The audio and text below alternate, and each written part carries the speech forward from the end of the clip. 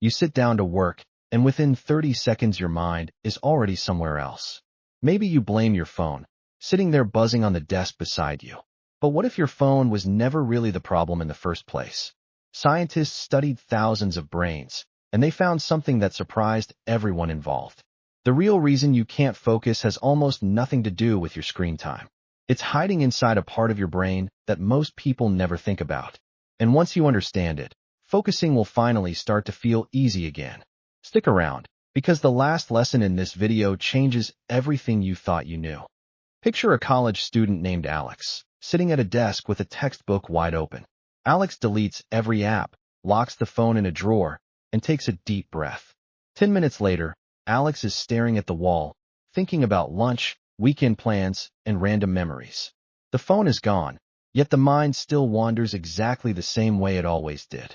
This happens to millions of people every single day, and almost nobody understands why. They assume willpower is broken or that something is wrong with their personality.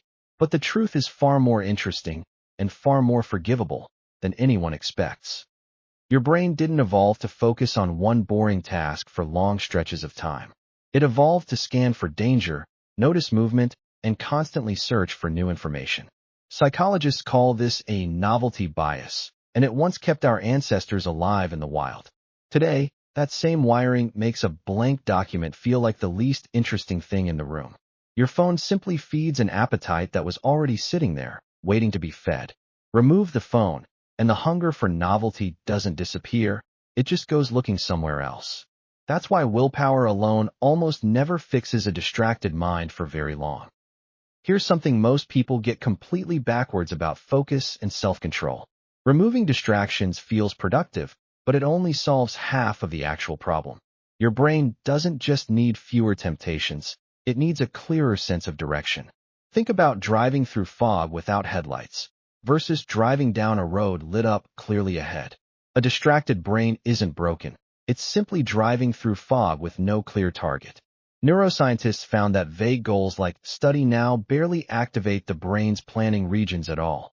But specific goals, like write 2 paragraphs about the causes, light up those regions instantly. So before you remove your phone, try writing 1 sentence describing exactly what done looks like. This single habit gives your wandering brain something solid to actually hold on to. Now here's where most focus advice completely misses the real point. It's not about eliminating distraction forever. It's about adding tiny amounts of friction. Researchers at Harvard found that delaying a temptation by just 20 seconds cuts usage dramatically. That's because your brain is wired to follow the path of least resistance every time. If checking your phone takes 0 effort, your brain will choose it almost automatically. But if it takes 20 extra seconds, that tiny gap gives your willpower a real chance. Try putting your phone in another room, or turning off automatic notifications completely. Some people even set their phone password to something long and slightly annoying on purpose. That small delay is often the difference between staying focused and losing another hour.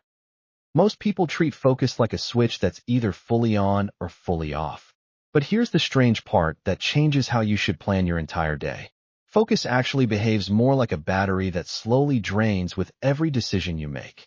Every choice, from what to wear to what to answer in a message, uses up mental energy. By early afternoon, that battery is often running low, even if you slept enough the night before. This is exactly why deep focus feels almost impossible after a long day of small decisions.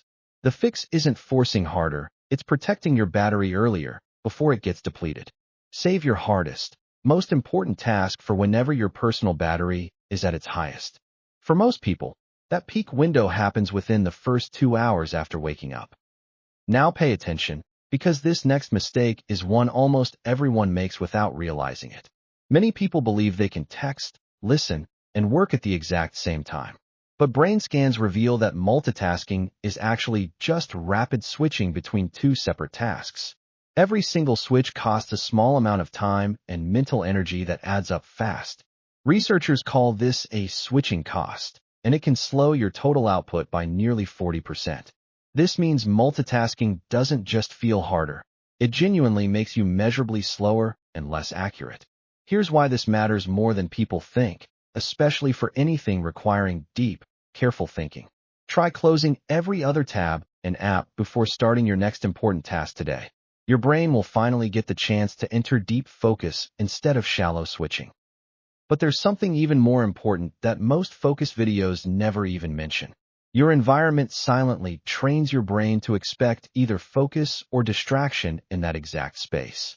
If you scroll social media in bed, your brain starts linking that bed with scrolling automatically. The same rule applies to your desk, your couch, and even your favorite coffee shop. Psychologists call this context conditioning, and it works whether you notice it happening or not. This is where people make a mistake, using the same space for both relaxing and working. Try creating one dedicated spot used only for focused work, even if it's small. Over time, simply sitting there will start signaling your brain that it's time to focus. So let's bring all 5 lessons together into one simple daily routine you can start using today. First, write one clear sentence describing exactly what finishing your task actually looks like. Second, add a small delay before any tempting app, even just 20 extra seconds. Third, schedule your hardest task during your personal peak energy window, usually earlier in the day. Fourth, close every unrelated tab or app before you begin any focused work session. Fifth, pick one small space reserved only for deep, focused work whenever possible. None of these steps require extreme discipline, expensive apps, or dramatic lifestyle changes. They simply work with your brain's actual wiring instead of constantly fighting against it. Here's the deeper truth hiding underneath everything we just talked about in this video. Your inability to focus was never really a character flaw or a personal weakness. It was your ancient brain doing exactly what it evolved to do for survival.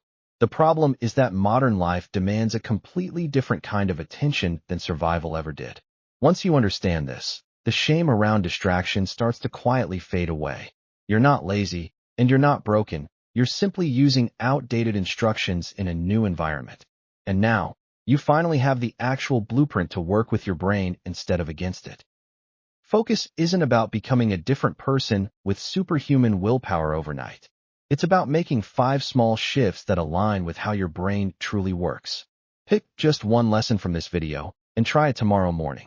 Notice how much lighter focus feels when you stop fighting your own biology. If this helped you see distraction differently, that's exactly why this channel exists. Small shifts, repeated daily, are what actually create lasting change over time.